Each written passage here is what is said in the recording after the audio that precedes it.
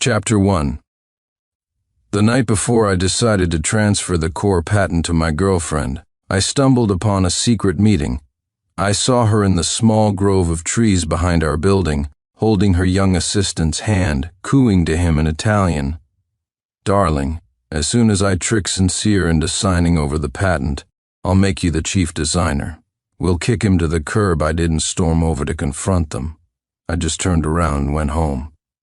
When my girlfriend, Victoria, returned, she wrapped her arms around mine and whispered sweetly, "You only have 1 day left.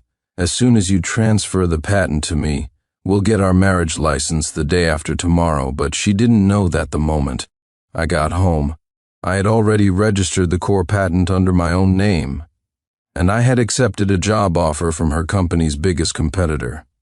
In less than 3 days, she would be facing a patent infringement lawsuit that would land her in prison for a very long time. Chapter 1. Seeing Victoria Ashton, the woman I loved more than anything, hiding in a grove of trees and flirting with another man in Italian, my body went numb. It was as if I'd been plunged into a freezing cellar. In that moment, I wished I didn't understand the language. I didn't rush over to start a fight, nor did I break down and demand answers. I don't even remember how I made it back home. My mind was a blank slate, my heart an empty void. The whole world felt alien. I had quit smoking for 2 years for Victoria's sake, but for the first time since, I picked up a cigarette. I sat on the balcony, chain-smoking numbly. I replayed every memory I had with Victoria, every little moment, over and over in my mind. Slowly, my sanity returned. This woman, I was done with her. This fool's game. Let someone else play it. I immediately went to my computer, changed the authorship of the core patent I had promised her to my own name, and submitted it.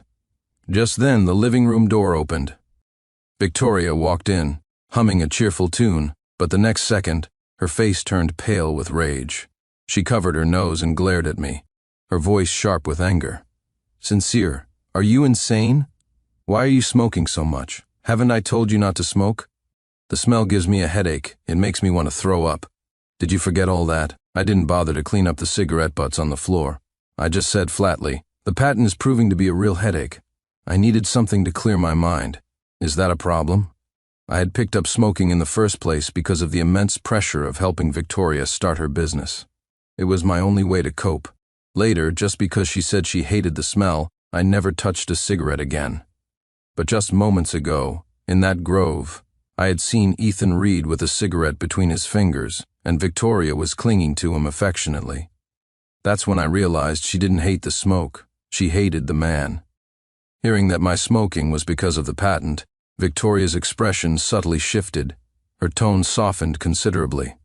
"Oh, is the patent work that stressful? I'm sorry, I shouldn't have snapped at you. But if you're tired, you could just have some tea." She spoke as if she had my best interests at heart, opening a window as she continued. "I was a bit harsh just now, don't take it personally. I'm just worried about your health." Seeing this complete 180 in her attitude, I felt a bitter irony. She used to be this gentle with me, but 100 times more sincere. We had fallen for each other at a freshman mixer in college, love at first sight. Her world revolved around me. After graduation, I helped her start her company, pulling all-nighters to develop patents and design products. She would cry, telling me how much it pained her to see me work so hard, and swore she would never let me down. But as the company grew and she hired a young assistant, Ethan Reed, she became increasingly impatient with me. At the time, I thought it was just a phase that long-term couples go through and that things would get better once we were married.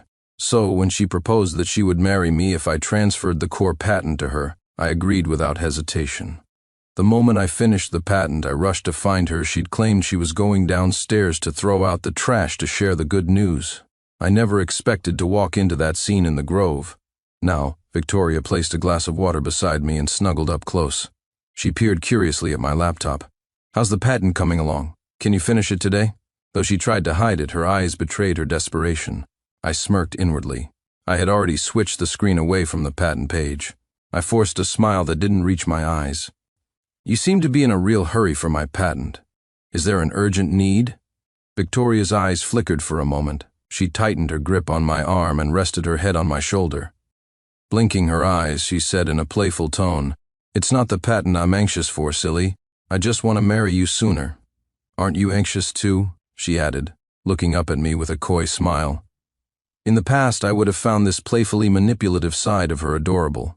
Even though she had rejected my many marriage proposals with various excuses, my heart would still fill with hope whenever she used marriage as leverage. After all, we had always known we were meant for each other. A wedding was just a formality. But now, her act just seemed hollow, ugly, and utterly fake.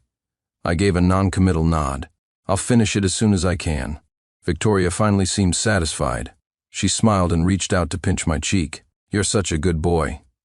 I instinctively turned my head, avoiding her touch. Her hand froze mid-air, a look of surprise on her face. What are you doing? Are my hands dirty? Normally I would have craved her touch, even begged for it, but now, the image of her with Ethan was burned into my mind. Her touch felt tainted. My neck is sore. Victoria stared at me suspiciously, frowning. She was about to say something, but her gaze fell on the patent document on my screen. Her expression changed again, and her voice was cheerful as she said, My darling must be exhausted. You finish up the patent. I'm going to take a shower. I'll give you a shoulder rub tonight. I didn't reply, keeping my eyes fixed on the computer. She didn't seem to mind. She picked up her phone and walked into the bathroom. Less than 2 seconds later, the shower started, and I could faintly hear her talking. I didn't need to hear the words to know who was on the other end of the line. I also knew their conversation was about my patent. But besides a dull numbness, I felt nothing at all. I took my laptop and went into the guest room. I made a call to Victoria's main competitor. I accept your offer. In 3 days, I will join your company. And I'm bringing my latest core patent as my stake. Chapter 2. When Victoria was just starting out, Joyeux Inc. was the top company in our field. Under their pressure, her company stood no chance. It was my patents and my efforts in finding clients that built the company up, step by step, until it could compete with Joyeux on equal footing. During that time, Joyeux Inc. repeatedly tried to poach me. But I loved Victoria. Even when they offered me a salary and stock options tens of times better than what I had, I never wavered. Only today did I realize that the true love I had held on to was nothing but a joke. After the call, I scheduled a meeting with their representative for the next day. Then, I began to organize all the patents I had licensed to Victoria's company over the years. Some had expired years ago, others just recently. This would all be crucial evidence for the price Victoria was about to pay. The next morning, Victoria wasn't home. I took a shower and left. I had arranged to meet Mr. Harrison, the vice president of Joyeux, for lunch at a restaurant. As soon as I walked in, I saw Victoria and Ethan in plain sight, affectionately feeding each other, not even bothered by dipping their forks into the other's sauce bowl. Ethan, dear, you're such a little piggy. Taking you out to eat once a week is never enough. Honestly, you... Sincere? Victoria stopped mid-sentence, her eyes widening in shock as she saw me. A flash of panic crossed her face. She quickly put down her fork and stood up. What are you doing here? Ethan and I were just trying this place out. If it was good, I was planning to bring you here next time. Her smile was forced. She rushed over and pulled out the chair opposite them.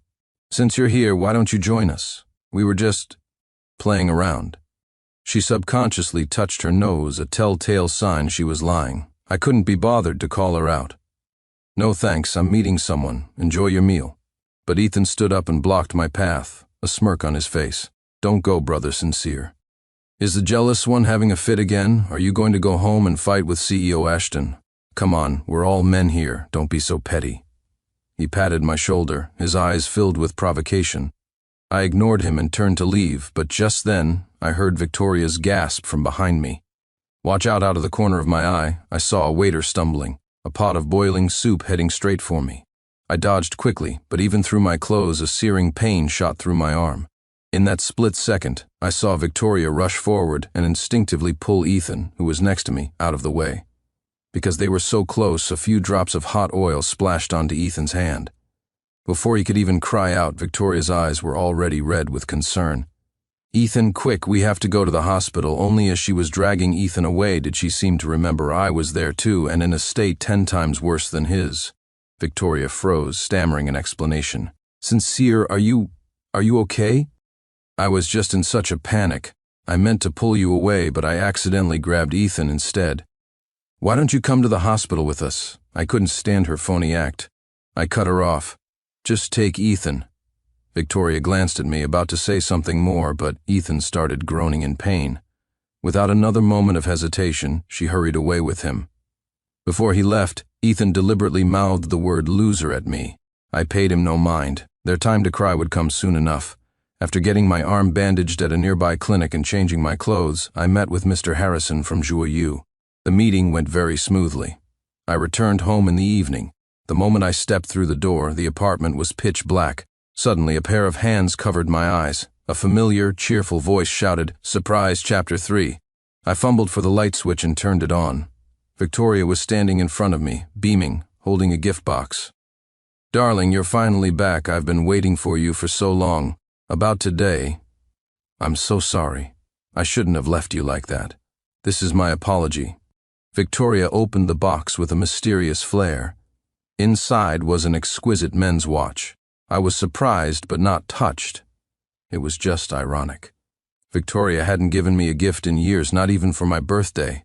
When I, hurt, had asked her why she didn't treat me like she used to, her answer was, "We're practically an old married couple. Why bother with all those formalities?" But the very next day I would see Ethan deliberately posting in the company group chat, showing off a gift from his girlfriend. The ID on the purchase receipt was Victoria's. I knew this gift wasn't just an apology for abandoning me at the restaurant. She wanted something. Sure enough, the next second, Victoria hugged my arm, her smile radiant. "Honey, is the patent ready? Since it's done, you should give it to me." Seeing the ill-concealed eagerness in her eyes, it finally dawned on me. She couldn't wait any longer and was asking for it directly. Without a word, I took out the patent transfer agreement I had prepared and handed it to her.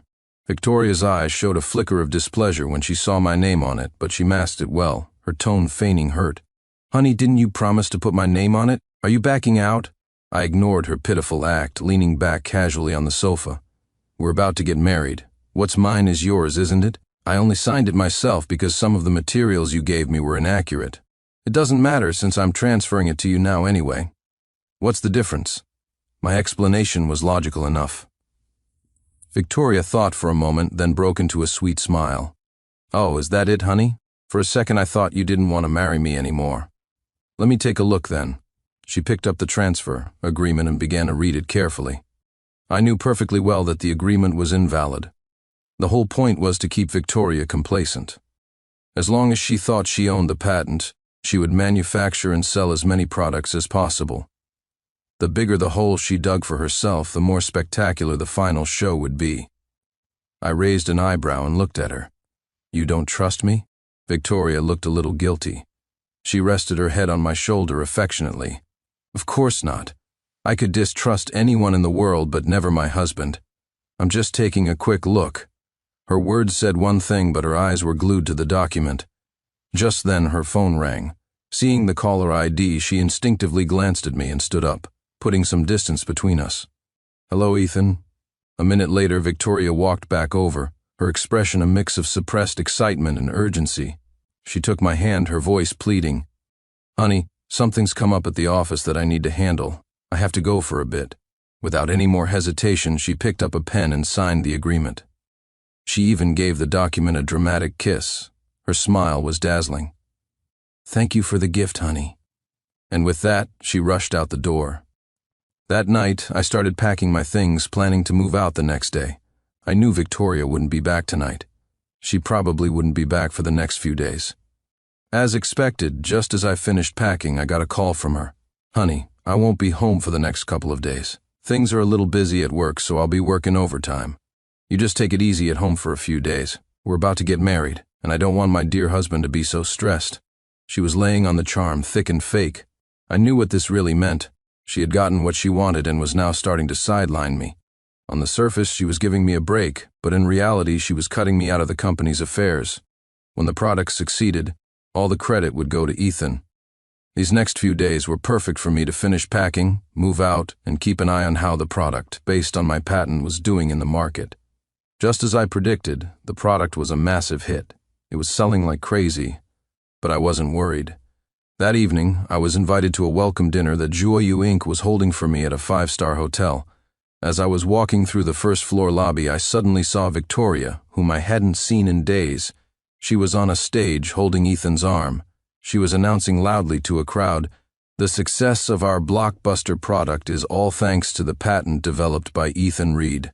Starting today, Ethan is officially our company's chief product designer." Amid the thunderous applause, Victoria spotted me in the crowd. Her face instantly changed. Chapter 4. Sincere? What are you doing here? I was just... Before Victoria could finish her stammered explanation, Ethan, dressed in a tailored suit, wrapped his arm around her waist. He grinned with wild arrogance.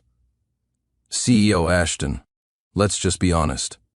Tonight is the promotion party CEO Ashton is throwing for me to celebrate the massive success of the patented product I developed. What are you doing here?" Seeing him with his arm around Victoria, the surrounding colleagues immediately started chiming in with sycophantic remarks. "Yeah, Sincere, you weren't invited. What are you doing here? I've never seen someone so shameless either sit at the back table or get the hell out despite our years together." Victoria had never publicly announced our relationship, so the attitude of these colleagues towards me was entirely dependent on her. Victoria made no move to defend me. She just gently patted Ethan's arm, prompting him to let go. She stepped down from the stage and hissed at me in a low voice, "Leave now. I'll explain later when we get home." I shook my head and smiled. "No need. It's all perfectly clear, isn't it? The two of you have been together for a while." Victoria's face flushed with anger and embarrassment. "I told you to go home. Why are you making a scene?" Seeing the mocking look in my eyes, Victoria dropped all pretense. Her voice turned cold. "Sincere, the core patented product that Ethan designed for our company is a huge success. That's why he's been promoted to chief designer. And what have you done for this company after all these years of us supporting you? I'm officially informing you now, you're fired. Leave immediately so the mask finally comes off, does it?" I sneered inwardly and raised my voice. "Great, that's exactly what I wanted. But you've misunderstood something. I'm just passing through. The event I'm attending is the welcome dinner upstairs." Victoria's expression flickered, then she scoffed dismissively. "A welcome dinner? I think you've gone mad with anger." She lowered her voice again, trying to sound reasonable. "I'll say this one last time. If you leave right now, our wedding is still on the table." Before she could finish, two men wearing Joyu Inc. badges walked up to me. They spoke respectfully. "Mr. Clark, your welcome dinner is upstairs. Everyone is waiting for you." "Welcome dinner? What's going on?" Victoria demanded, her face a mask of shock. One of the men raised an eyebrow and smiled smugly at her. "Haven't you heard, CEO Ashton? Mr. Clark has officially joined us at Joyu." "What?" Victoria was stunned. Before she could process it, two uniformed officers walked over to her. They addressed her coldly. "Victoria Ashton, we have received a report from your company's former employee, Sincere Clark, alleging massive patent infringement by your company, involving a substantial amount of money. Please come with us to assist in the investigation." The color drained from Victoria's face. She stared at me in utter disbelief. Chapter 5. I met her gaze calmly, my expression unchanging. It took several seconds for Victoria to process what was happening. Her voice trembled with disbelief. "Sincere, you did this?" I raised an eyebrow, not denying it.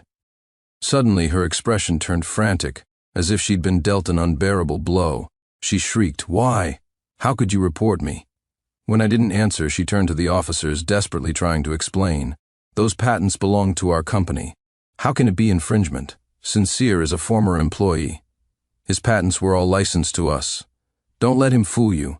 He's just jealous that I promoted and gave a raise to another employee, so he's lashing out in anger." I couldn't help but interrupt. "Excuse me, just to clarify. My patent licensing agreements with your company expired a long time ago. I've already submitted all the relevant evidence." Victoria looked as if she'd been struck by lightning. The memory seemed to flood back to her. Back when I was working tirelessly on the patents, she still loved me. She would rest her head on my shoulder and say, "The patents are yours. You can just license them to me. My company is your company anyway. It's not like you're ever going to stop me from using them." Back then, I never imagined a day like this would come. Later, when some of the patents expired, Victoria couldn't be bothered with the paperwork. She knew I would never sue her. But that's exactly what I did. A new thought struck her, and she stared at me, her voice sharp. "That transfer agreement is invalid," I said, my voice cruel and calm. The color drained from Victoria's face and from the faces of every colleague in the room. If they didn't have the patent rights, but had already produced and sold so many products, the company would be completely wiped out. Victoria's face was flushed with rage, her eyes burning with hatred. Sincere, all I did was promote Ethan. Did you really need to retaliate like this? She screamed, completely losing her composure. She lunged at me, but the officers intercepted her. Tears of fury streamed down her face as she gasped for air. Sincere, you've disappointed me so much you stabbed me in the back after all our years together. You stabbed me in the back. She couldn't accept it. After all, for years I had revolved around her, obeyed her every command, been so thoroughly tamed. How could I suddenly turn and bite her? But only I knew that when the love I had treated as my faith crumbled, nothing else mattered anymore. I watched her descent into madness with cold detachment. My gaze flickered to Ethan, who stood by, not even daring to step forward. I let out a cold laugh.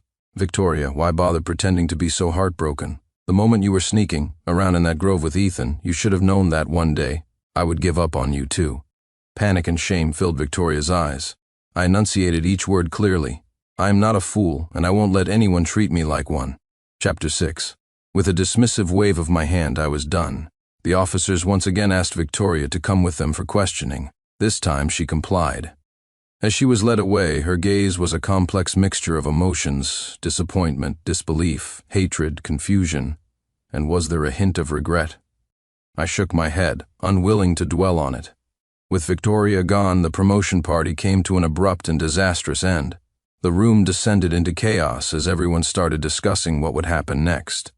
If my lawsuit was real, the company was in serious trouble. Ethan, what do we do now? Yeah, Ethan, CEO Ashton made you the chief designer, the patents for our products. People started bombarding Ethan with questions. He exploded in frustration. You're asking me? Who am I supposed to ask? Get lost, all of you. He shoved them away and strode over to block my path. Sincere, he said, his voice laced with venom. Are you really going to destroy the company? Do you really not care about Victoria at all anymore? I smiled faintly. Victoria is your woman now. Your concern should be enough. Ethan was taken aback, sputtering with rage. You were together for 8 years. Are you just going to stand by and watch the company go bankrupt? Are you that desperate for money? I found it amusing. Yes, I am. Ethan had tried to use moral blackmail, only to find that I had no morals left to appeal to. His anger had nowhere to go. But I knew Ethan was far from a devoted partner. Soon after he joined the company, I had overheard him smoking with some colleagues. He boasted that at his peak, he had dated 8 girlfriends at once, and every single one of them gave him money. He took pride in conquering women. To him, Victoria was just a high-quality prize. He had constantly, and not so subtly, flirted with her, charming his way into her good graces. I had even warned Victoria, suggesting she fire him. He was incompetent at his job, but a master of slacking off and brown-nosing. But Victoria had just said, "You're just jealous of a younger guy. Ethan has potential." You're always so possessive after that. Her favoritism became more and more blatant, until they were carrying on behind my back and I was pushed out completely. I ignored Ethan and followed the men from Joyeux upstairs to my welcome dinner. After the party, I remembered it was my mother's birthday, so I bought a gift and went to her house. When I arrived, my mom kept looking behind me. "Where's Vicky? Didn't she come with you?" she asked, puzzled. I had introduced Victoria to my parents in our second year together. She was sweet and charming, and my mother adored her, always asking me to bring her over. But as our relationship started to crack, she hadn't visited in years, only offering greetings over the phone. We broke up.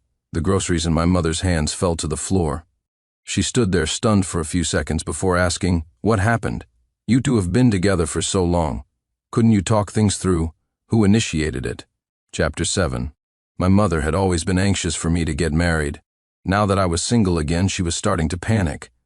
I didn't want to tell her the truth about Victoria, so I just said we grew apart and refused to elaborate, seeing that I was serious. My mother let out a long sigh and didn't press the issue. At lunchtime, my mom invited our neighbor, Mrs. Davis, to join us. Her daughter, Sophia, who had been studying abroad, was back. The moment she walked in, she greeted me with a bright smile. "Brother Sincere, long time no see." I then remembered the little girl who used to follow me around everywhere, the one I called Little Bean Sprout. She had grown into a beautiful young woman. I smiled and nodded. "Sophie." Sophia smiled back, and we spent some time reminiscing about our childhood. We also exchanged numbers. During my time with Victoria, I hadn't added any other women to my contacts in years. She had insisted on it. Now I didn't care about such rules anymore. After I left my mom's house, I received a call from my lawyer. Mr. Clark, Victoria Ashton's side is interested in a settlement. Given the number of patents involved, I recommend a settlement amount of $10 million. Honestly, our case is very strong. If they don't agree to settle, and this goes to trial, the judgment will likely be for much more. She could even face jail time. I nodded. I'll leave it in your hands. Whatever Victoria chose, she was going to pay a heavy price for her betrayal. On my way home, a figure suddenly dashed out and blocked my car.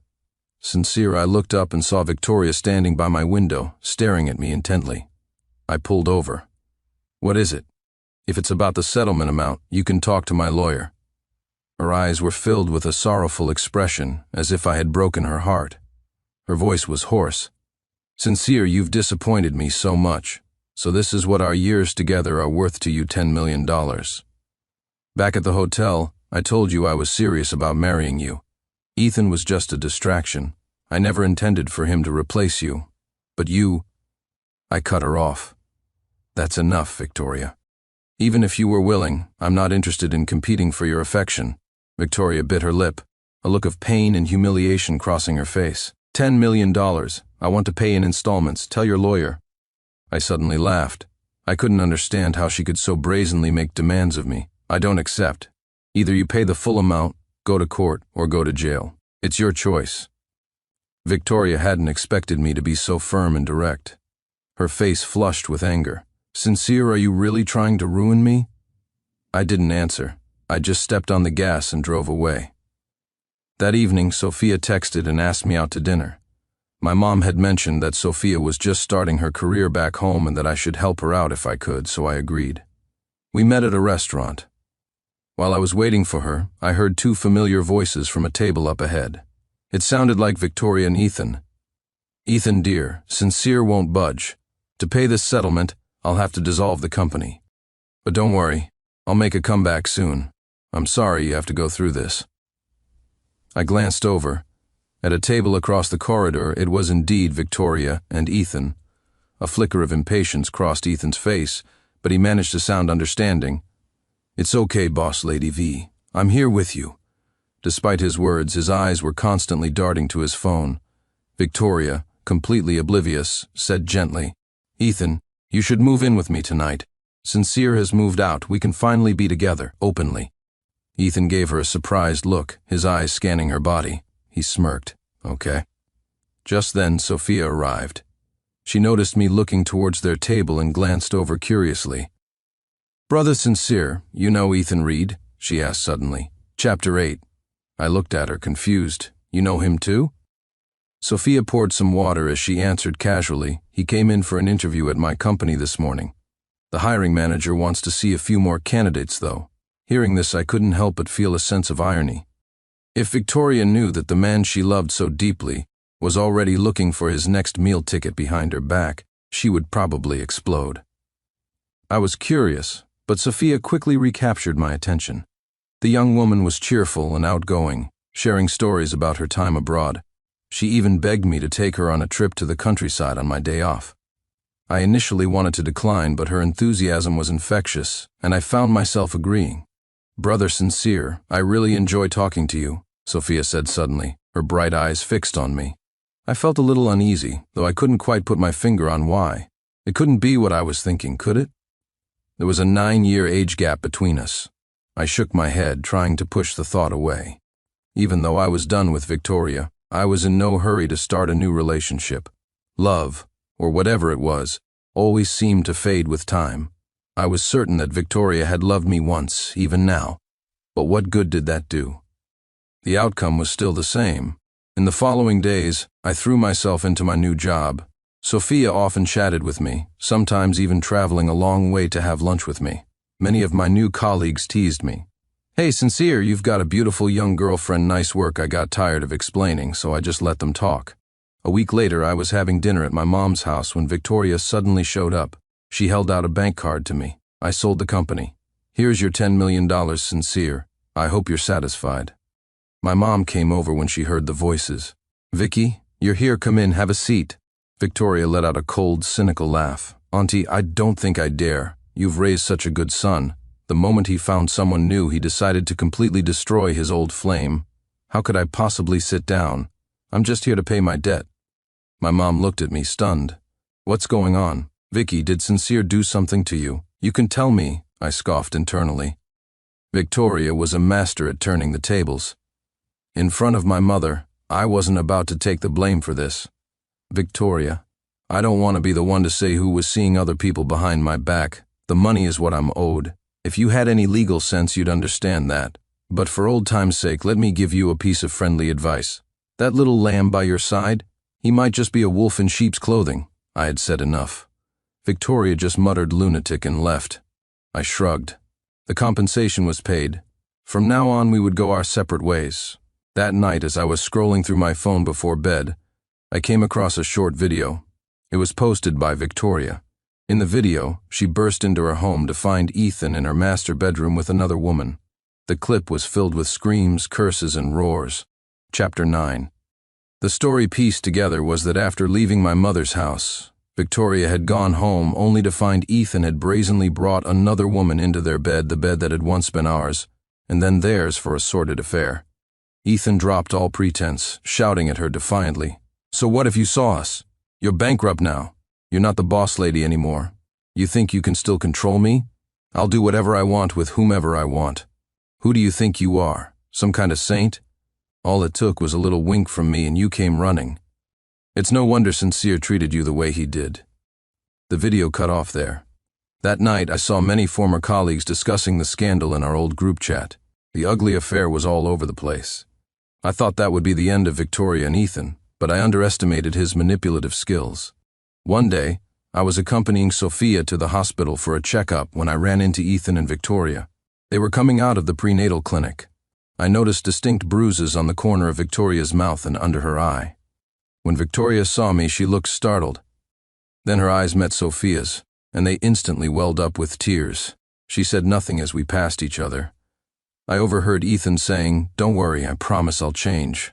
I'll only love you from now on. I'll never touch another woman, and I'll never lay a hand on you again." I felt terrible about yesterday. He was laying on the false sincerity. I couldn't see Victoria's expression, but I had a gut feeling that Ethan was up to something. Sure enough, a month later I was meeting with a client when I heard the sound of things crashing from a private room nearby. A moment later, Victoria stumbled out, covered in blood. Ethan's furious voice followed her. "Victoria, all I asked was for you to spend one night with the client. Do you have to be so dramatic? You classless piece of trash." He kicked her aside and stormed off. No one else dared to help Victoria. Despite everything, I couldn't just leave her there. I took her to the hospital. At the hospital, the doctor told me she had miscarried. Seeing her numerous injuries, they thought I was an abusive partner and nearly had me arrested. It took a lot of explaining from Victoria to clear things up. When we were finally alone in the room, Victoria's voice was hoarse. "Sincere, I was wrong. I'm so sorry. I didn't listen to your warning. I made one mistake after another. Ethan is a bastard. He tried to sell me. He said he was only ever after my money and my body." As she spoke, tears streamed down her face like a broken dam. How could I have been so stupid? To throw you away for him. I regret it so much. So much, she cried for a long time before her sobs subsided into broken gasps. Victoria looked at me with tear-filled eyes. The eyes I once knew so well now seemed distant and unfamiliar. "Sincere, do I still have a chance? Please, give me one more chance." I shook my head. I couldn't describe the feeling in my heart. We drove back in silence. I only promised to help her get Ethan out of her house. The house, after all, was a gift from her late parents, who had always been kind to me and treated me like a son-in-law. I didn't want to see Victoria truly homeless, but when we arrived, Ethan was already gone. All his things were gone. Victoria ran frantically into the bedroom. After a long search, she collapsed to the floor in despair. "It's gone. Everything is gone." Chapter 10.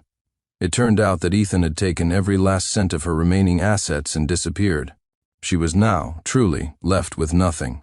She called the police and tried to find Ethan, only to learn that he was deeply in debt and had vanished without a trace. In that moment, Victoria finally broke. She alternated between crying and laughing uncontrollably. Why? Why is this happening to me? I have nothing left. Nothing. Sincere doesn't want me anymore. Sincere. Her mind fractured. She would grab any man she saw and call my name, but when I stood right in front of her, she couldn't recognize me. In the end, she was taken to a psychiatric hospital for treatment. I paid for the expenses. I felt a heavy sense of sorrow and disillusionment. A year later, Victoria's condition had not improved. Ethan, however, was found. He was a wreck, his legs were crippled, and his face was disfigured by severe burns. Rumor had it that his creditors had gotten their revenge. Others said it was women he had wronged. 2 weeks after he was imprisoned, he died suddenly from a severe illness. Eventually, Sophia and I naturally found our way together. I still lacked confidence in the future, but Sophia told me something that stuck with me. Living well in the present is enough. The end. My wife, the president, forced me to close a $100 million deal with $200. During negotiations for a $100 million deal, the client specifically requested a $90,000 bottle of Riesling. I went to Ethan Gale, the new financial director my wife had hired, to get the funds approved. He declared righteously, "Un business is business.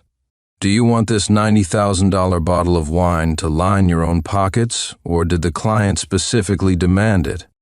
Swallowing my anger, I explained the project had potential profits in the tens of millions, and the client was only asking for such a relatively inexpensive wine out of respect for me.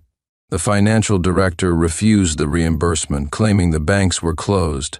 I had no choice but to pay with my own card. Unexpectedly, he reported me to my wife, Victoria Ashworth. Victoria frowned and scolded me. "You've really forgotten where you came from. Back when you were scrounging for scraps, you couldn't even scrape together $9, and now you're calling a $90,000 bottle of wine cheap? Another thing. If everyone starts going over people's heads like you, will there be any rules left in this company? Do you even respect me as the president anymore?" I sneered. "Are you sure I'm the one who's forgotten?" My wife, Victoria, shot me an impatient glance. "Am I wrong? And you were just a hooligan who didn't even finish high school. I made an exception to hire you, and that's how you became a manager. I turned a blind eye when you padded your expenses under the guise of business development before. But this is different. Ethan is top talent I recruited from abroad at great expense. From now on, all company funds must go through his approval." I froze for a moment, shocked that Victoria would attack me based on my education. I grew up poor and barely managed to finish junior high before my family ran out of money for school. It wasn't until I succeeded with my own startup that I was able to attend Stanford Business School abroad. But us and domestic records weren't linked, so officially, my highest verifiable education level locally was junior high. Victoria knew all of this, yet she deliberately, loudly berated me about my junior high background in the office. Instantly, ears perked up all around. No wonder Manager Clark never got promoted despite his great performance. He doesn't have the degree. Even the lowest clerk in our company has a bachelor's degree. President Ashworth only made him manager because they're married. Tisk tisk, a junior high grad as a manager? Being a pretty boy really pays off. Victoria pulled $200 out of her Hermes handbag. "Since you claim to have a connection with this client, take him out for some barbecue and cheap drinks. Why bother with all that phony whining and dining?" I frowned back at her.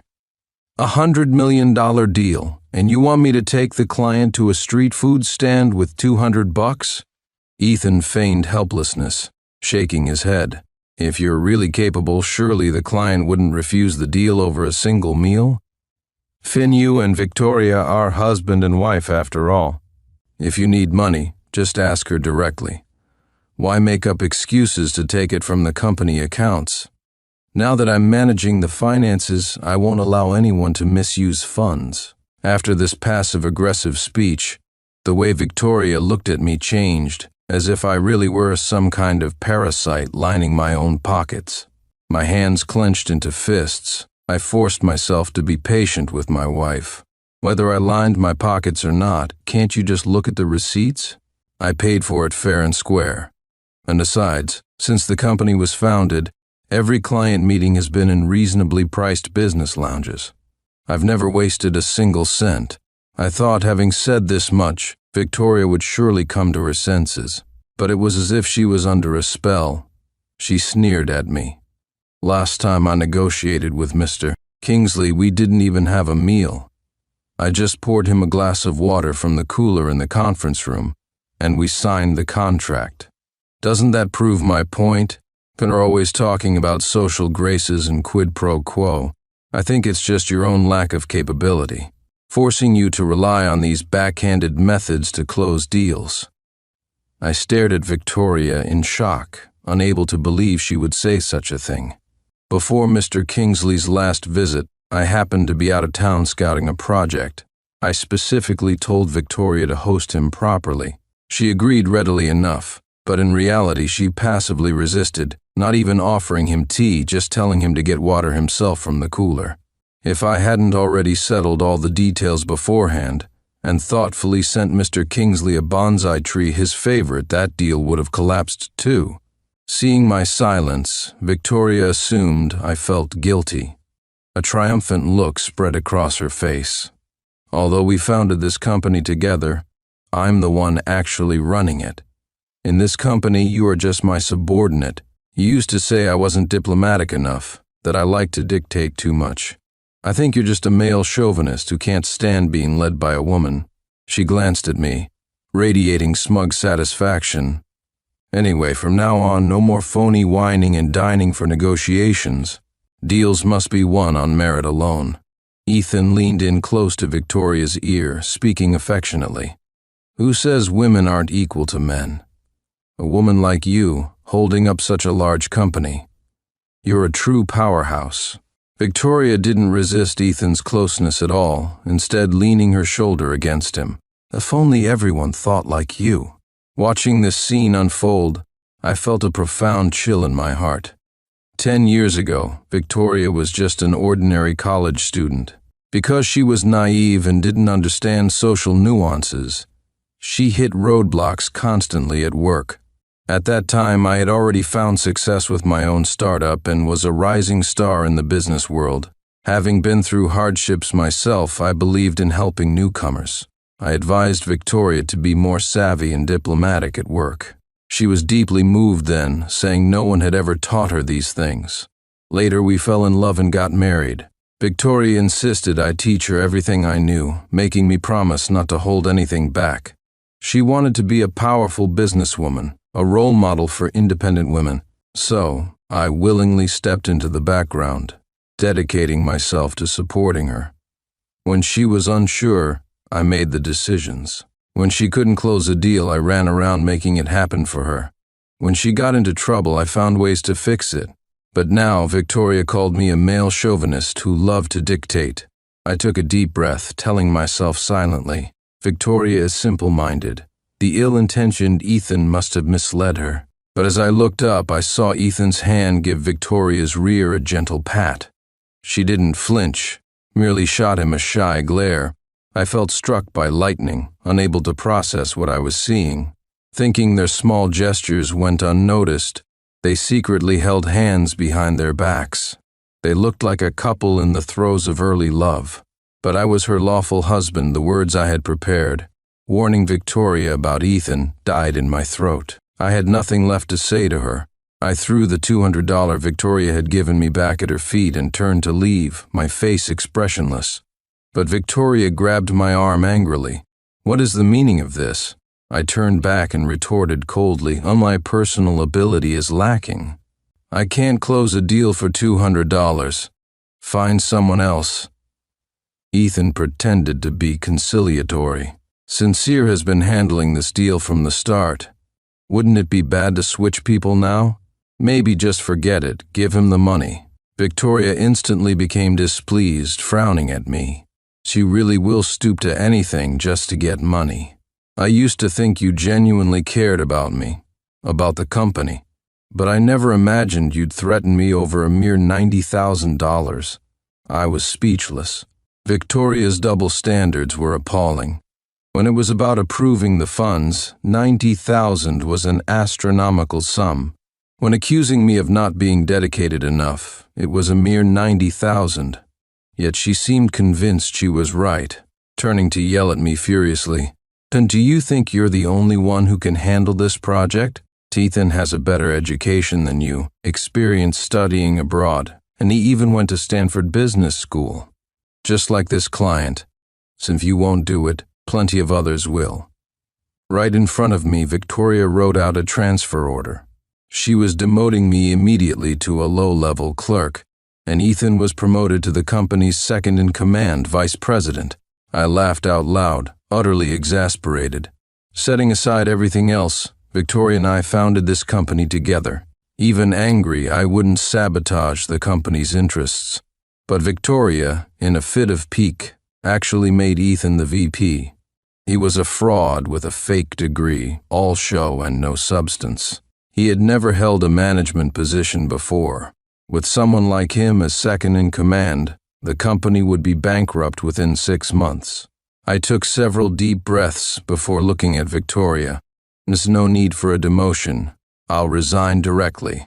I had been wrong about her all along. Victoria wasn't naive, she was stupid. Rather than waste more time with her, it was better to leave and go solo. But first, I would reclaim the half of the company equity that rightfully belonged to me. Victoria rolled her eyes impatiently at me. "Who are you trying to impress with this playing hard to get routine? I'm not falling for it.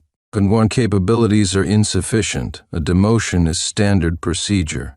Ethan chimed in with false sincerity. "After all, Brother Buffon, Sincere is your husband. It's only natural he'd be upset if you made a newcomer like me VP. Maybe I should just resign. I don't want to cause trouble between you two." Victoria quickly stopped Ethan. "The one who should leave is Sincere Clark, not you. He's been coasting along in this company for years just because he's my husband. It's time he got a taste of the real world." She looked at me with certainty.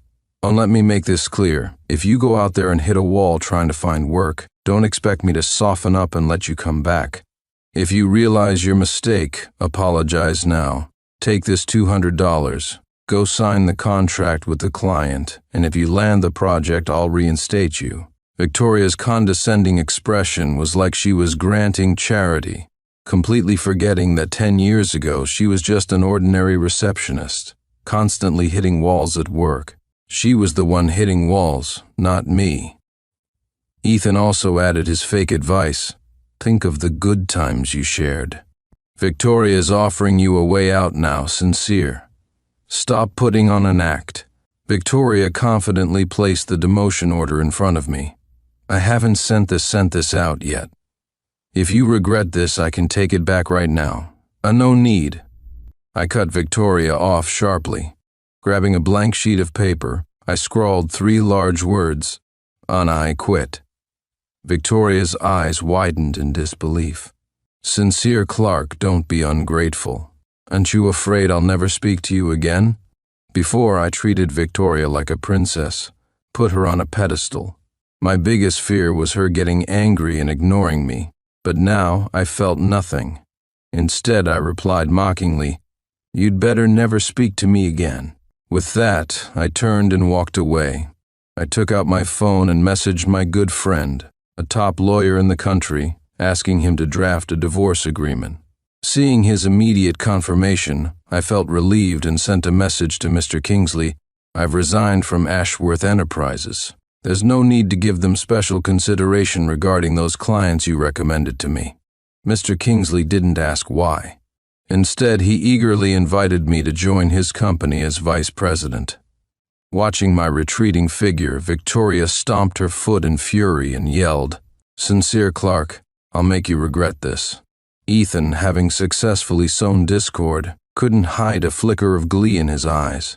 The commotion had been loud, and many long-term employees were curiously peering out. Ethan pretended to be indignant. Just because he couldn't skim off the company, he threatens to quit?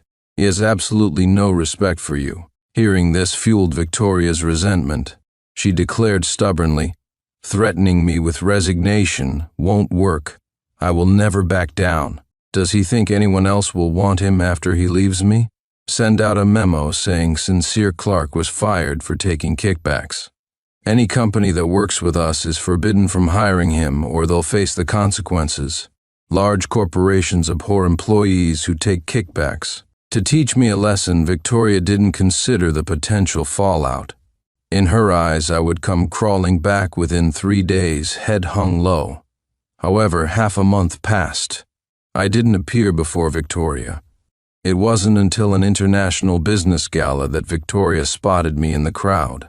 I was smiling, glass in hand, chatting amiably with several industry tycoons. Victoria, holding Ethan's arm, frowned with disgust. "So this is where you've been hiding for the past half-month, sucking up to these bosses, hoping someone will take you in." She looked me up and down openly, her disdain palpable. I raised an eyebrow in surprise. How did she conclude I was sucking up to anyone? Couldn't she see I was the one surrounded, being courted? Ethan sighed and addressed the surrounding tycoons. "And Sincere Clark is a parasite we fired from our company for corruption. We didn't publicize the reason initially to save him some face, but we never expected him to be so unrepentant, daring to show up here and swindle people." I frowned at the two of them, finding the situation absurd. "What nonsense are you talking about? I'm here today as one of the event organizers, even though I hadn't formally established my new company yet. The money I'd made over the years from stock trading and investments was more than enough to host this business gala. To thank Mr. Kingsley for his support, I had specifically used my connections and capital to invite many business leaders, solely to help build bridges for him. But I definitely hadn't sent these two an invitation." As I pondered how they'd managed to get in, Victoria burst out laughing. "When you were fired by me for taking kickbacks. You don't even have a proper job. Where would you get the capital to host this gala? And besides, today's main figure is Mr. Kingsley. What does this have to do with you? Stop trying to take credit." Saying this, Victoria leaned against Ethan's shoulder, looking at me provocatively. "Ethan is a good friend of Mr. Kingsley's. Mr. Kingsley personally sent Ethan an invitation. If you know what's good for you, get out immediately before you embarrass us, and save us the trouble of being associated with your antics." Several tycoons standing around me showed disapproving looks. "How dare you speak to Mr. Clark like that? Aren't you afraid of offending Mr. Kingsley?" Ethan looked smugly at the crowd. "Oh, might not know this, but I am actually the honored guest Mr. Kingsley specifically invited. This Sincere Clark probably just used my name to sneak in." Said Sincere Clark snuck in? An authoritative male voice cut through the chatter. Everyone turned to see Mr. Kingsley himself approaching. Victoria immediately put on a fawning expression. "Mr. Kingsley, it's Victoria Ashworth, and this is Ethan Gale. You personally sent us invitations, remember?" But Mr. Kingsley merely glanced at her briefly before striding quickly over to me. "Sorry to keep you waiting, Sincere. I owe you an apology, 3 drinks on me." With that, Mr. Kingsley decisively picked up a glass and downed 3 shots in quick succession. I didn't stop him, simply standing there and accepting the gesture. Victoria, lacking awareness, grabbed Mr. Kingsley's arm as he was about to toast me again. "But Mr. Kingsley, Sincere Clark is just a man living off me, someone I fired. Why are you being so polite to him?" Mr. Kingsley coldly shook off Victoria's hand. "I overheard your disrespect towards Mr. Clark just now. If it weren't for my respect for him, I would never have sent an invitation to a small-time operation like yours in the first place." Mr. Kingsley's blunt words deeply embarrassed Victoria, but she didn't dare say anything. She could only force a smile. "Mr. Kingsley, what are you saying?" Mr. Kingsley snorted coldly. "I don't make a habit of wasting words on fools. Security, escort these 2 idiots who are disturbing my honored guest out of here." Ethan froze completely, his eyes filled with disbelief. "Mr. Kingsley, have you been fooled by Sincere Clark? He's just an uneducated junior high graduate. How could he possibly be your honored guest? Don't you remember you invited me? We even signed a deal before, have you forgotten?" Even though the situation was crystal clear, Ethan couldn't accept the reality. Victoria's forehead broke out in a cold sweat. That's right, Mr. Kingsley, you specifically wanted to work with us before. We finalized everything in one day. We had such a pleasant cooperation, don't you remember? Then, Victoria looked at me suspiciously. Could it be that someone has been saying things they shouldn't have in your ear? Hearing this, I was utterly speechless. Knowing Victoria for so many years, I had never resorted to backstabbing. Yet she immediately pointed the finger at me without a second thought. My face turned frosty. Victoria, seeing my silence, took it as confirmation. She nonchalantly walked up to Mr. Kingsley and said with a smile, "Whatever Sincere Clark told you, please don't pay it any mind. He's just having a tantrum with me. He'll get over it in a few days. Please don't take him seriously." Victoria leaned in and whispered, in a voice only the two of us could hear, "I don't care what you told Mr. Kingsley. Fix this right now. Explain clearly. As I'm here today to discuss major projects.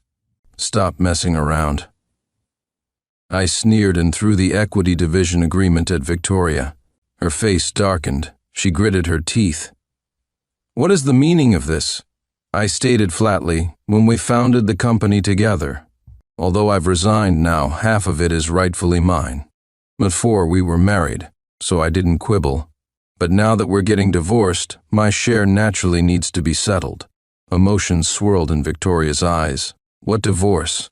What nonsense are you talking about?"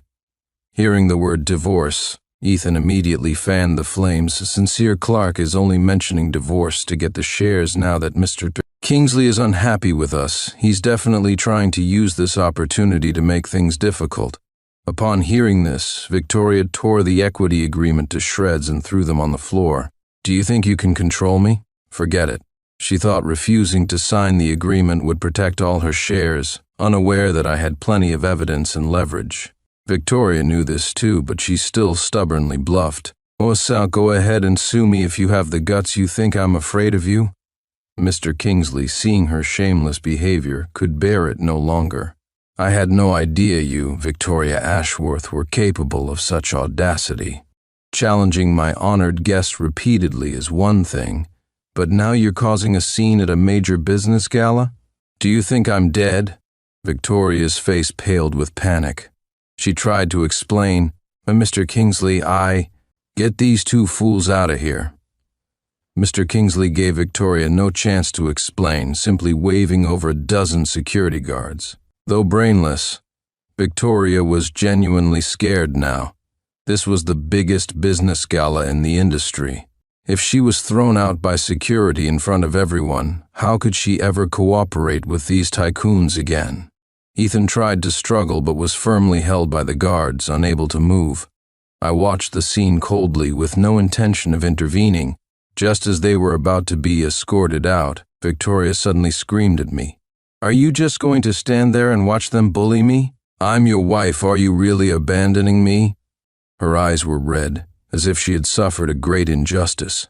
In the past, no matter what happened, if Victoria looked at me with that wronged expression, I would unconditionally forgive her mistakes. This time, she expected no different. But I just gave her a cold glance, turned away, and dropped one final sentence. "And to remember to sign the divorce papers. If you don't, I'll proceed with litigation." Victoria glared at me resentfully. "Is it just because I made Ethan vice president?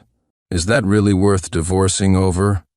And trying to take my shares is bad enough, but you also incited Mr. Kingsley to embarrass me? Have you lost your mind?" Even now, Victoria didn't take my talk of divorce seriously, still believing I was just acting out of jealousy and spite. Mr. Kingsley addressed Victoria coolly. "Oh, well, but he incited me. Don't blame heaven and earth for your own lack of ability. With that energy, you'd be better off reading a few books to grow a brain."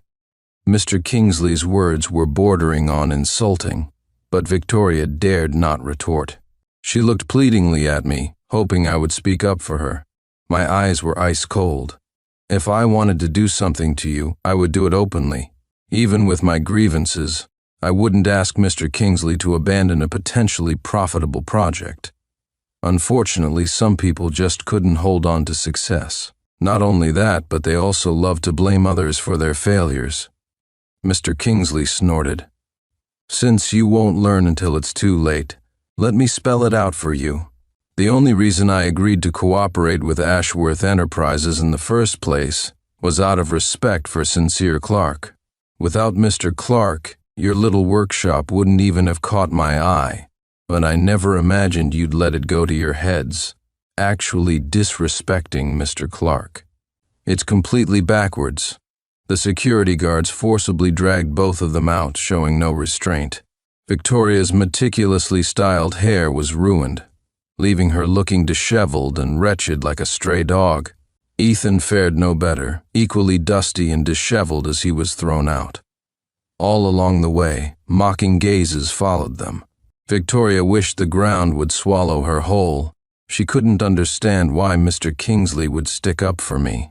Mr. Kingsley and I had known each other for years. When he was just starting out, I gave him strategic advice several times. Later, Mr. Kingsley's business soared thanks to my advice, which is why he repeatedly favored Victoria's company because of me. If Victoria had been as smart as Mr. Kingsley, after all these years of support, Ashworth Enterprises wouldn't still be just a small workshop.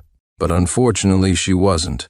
Not only was Victoria self-righteous, but she also interpreted my well-intentioned advice as showing off, often deliberately doing the opposite of what I suggested. When trouble arose, she would blame me. So you knew this was wrong. Why didn't you stop me? You just can't stand to see me succeed." I had seen Victoria's incompetence long ago, but didn't give up on her because of our years. Together, I believed that loving someone meant giving everything, accepting their flaws and shortcomings. It wasn't until Victoria started flirting openly with Ethan right in front of me that I finally resolved to let her go. When Mr. Kingsley learned I was seeking a divorce, he presented me with a private investigator's file. It detailed Ethan and Victoria's past. Apparently, Ethan was Victoria's boyfriend back in college, her first love. But Ethan was a playboy who dumped her with a flimsy excuse after getting what he wanted.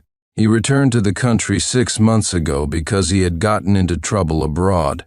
Not only had he faked his academic credentials, but he was also being hunted for cheating on a mafia heiress. Upon his quiet return, he discovered that his formerly plain first love, Victoria, had transformed into the president of a listed company. She was more attractive than before and controlled significant wealth. So he fabricated an impressive study abroad resume, deceiving Victoria with a facade of erudition. Victoria offered no resistance, immediately rekindling their old flame and falling into bed with him. Looking at the explicit photos of their intertwined bodies, I felt physically sick. Her accusing me of falsifying accounts and taking kickbacks hurt, but I could overlook it. Her hiring the empty suit Ethan and letting him climb over me was something I could tolerate out of love for her, because I had always believed our love was mutual. But she pushed further, devaluing my affection, trampling my dignity, and even daring to cheat. I had given her too much freedom, allowing her to go too far. But my patience had limits. There is no room for a third person in love. My stance was clear. Mr. Kingsley didn't need to say more, and everyone who witnessed today's farce would surely refuse to cooperate with Victoria. Thrown out of the business gala, Victoria scrambled up furiously and screamed back inside. "We're just a bunch of nobodies even without you. I, Victoria Ashworth, can succeed." To prove herself, Victoria visited 3 companies in one day but failed to secure a single deal. She was so stressed that sores broke out on her lip. Ethan, unable to read the situation, thought he could seize the opportunity to rise. He volunteered to bring in business. But despite begging and pleading, nobody paid him any attention. Instead, in his haste, he signed several bad deals, losing tens of millions of dollars. Seeing the company losing money continuously, Victoria finally realized she couldn't manage without me. But the court summons for the divorce proceedings had already arrived at her company's front desk. She could no longer order me around unscrupulously to fix her messes. When Ethan tried to secure a bank loan to cover the company's cash flow but messed up the interest rate, resulting in an extra $5 million in interest payments. Victoria couldn't take it anymore. She slapped him hard across the face. "Oh, you can't even handle a loan, you incompetent fool." Ethan started to protest, but Victoria didn't want to hear it. Screaming with rage, "Get out, get the hell out." Ethan stared at Victoria in disbelief. "Didn't you say you always loved me? I just made a mistake with the interest rate. Why are you so angry?" Victoria's face was grim. "That's $5 million. Don't you know the company can't even scrape together $50,000 right now? I'm giving you one day. If you don't come up with the money, prepare to be sued." Victoria looked at Ethan coldly, devoid of any emotion. Faced with tangible losses, the halo of their past first love completely vanished. Whether you take out loans or borrow from everyone you know, if you can't cover this $5 million shortfall, I'll make your life miserable. Trembling, Ethan stumbled away. Victoria's eyes were bloodshot as she stared intently at the plummeting stock prices. After a long moment, she finally made up her mind and left the office. Divorce proceedings required going to court. Victoria dressed meticulously, wearing the same white dress she wore when we first met. The moment she saw me, her eyes lit up, and she hurried over. Victoria grabbed my hand, her voice earnest. "I'm sorry, sincere, I was wrong. I misunderstood you before. It was Ethan, constantly bad-mouthing you, poisoning our relationship, making me think you weren't loyal." Tears of regret rolled down Victoria's cheeks. Ethan lied to me. He kept saying he'd lead the company to greater success, but he just kept messing things up. He's just an incompetent fool, all show and no substance. She gritted her teeth as if Ethan were the ultimate villain. I suddenly remembered all the praise she had showered on Ethan in front of me not long ago. It seemed laughable now. I coldly pulled my hand away. "Has Miss Ashworth forgotten where we are? I was here for a divorce, not to rekindle old flames. Besides, Victoria was only coming back to me now because she had hit a wall. If I relented and reconciled now, she would inevitably repeat her mistakes and hurt me again." Victoria looked at me with hopeful eyes. "I know I hurt you because of Ethan, but it was because I misunderstood you, not because I stopped loving you. I was just a little angry. Angry that you were always trying to control me, forcing me to learn all that boring business stuff, so I rebelled against you. Actually, I'm very grateful for your help. I just got sidetracked for a moment. We were so happy together. Our relationship was so good. Can you really let it go? Don't be so cold-hearted, okay? Help me, help the company, please." She tried to evoke memories of our happier times, repeatedly recounting shared moments. I looked at her, my eyes freezing. "And I haven't forgotten anything. You're the one who forgot." When Victoria and I first started dating, we were indeed very happy, and our marriage remained harmonious for a long time, until Ethan suddenly reappeared in her life. After that, Victoria changed completely. Secretly going to nightclubs and bars with him was bad enough, but their inappropriately close relationship crossed the line. When I questioned her, Victoria accused me of being petty and, with a sweep of her hand, hired Ethan as the company's financial director. From then on, Ethan openly made things difficult for me. She did so many things that broke my heart, yet now she accused me of being cold-blooded. Victoria swayed, stunned. Catching my icy gaze, she suddenly collapsed to the ground. Her eyes red, she looked up at me, hoping I would help her up. Instead, I took several steps back and said flatly, "I hope this is the last time we meet. My lawyer will contact you regarding the next steps." Tossing my lawyer's business card and a stack of photographs in front of Victoria, I turned and left without hesitation. Spending another second on her felt too long. Victoria looked at the photos, and the blood drained from her face. It was that night she'd accidentally had too much to drink. Victoria screamed after me, "It's not what you think. I was just drunk. I didn't mean it. Please forgive me." Sobbing sounds. She tried to follow, but the bodyguards I brought blocked her path. Victoria could only watch helplessly as I drove away. The divorce went smoothly. I had abundant evidence of Victoria and Ethan's overly intimate behavior, Although the company was nominally hers, we had effectively run it together. The company reached its current scale through our joint efforts after marriage. Therefore, I rightfully received half of it, along with various other assets. I immediately sold off everything liquidatable and converted non-liquid assets to cash. Divorce affects stock prices. Selling before they hit rock bottom was the wisest choice. Besides, Victoria wasn't particularly bright. The company's collapse was inevitable. Ethan couldn't possibly repay the money he owed Victoria and quietly fled abroad. But Victoria wasn't about to let him off easily. Even a weakened camel is bigger than a horse. Since Victoria dared let him try to raise the money, she wasn't afraid he'd run. Just as Ethan was being tormented near death by the foreign mafia heiress, a group of international police appeared and arrested him. He thought he was being rescued, unaware that a long prison sentence awaited him. I used the money I received to start a new business. Over 10 years, I became the wealthiest man in the country. When I returned home wealthy with my wife and daughter for a visit, a deranged Victoria Ashworth rushed out. She kept muttering apologies, but upon recognizing me, she lowered her head in shame, nervously trying to tidy her messy hair. A villager joked, "Look, the fool still feels shame. How funny." I didn't respond, looking gently at my wife and daughter. They were my everything now. End of story.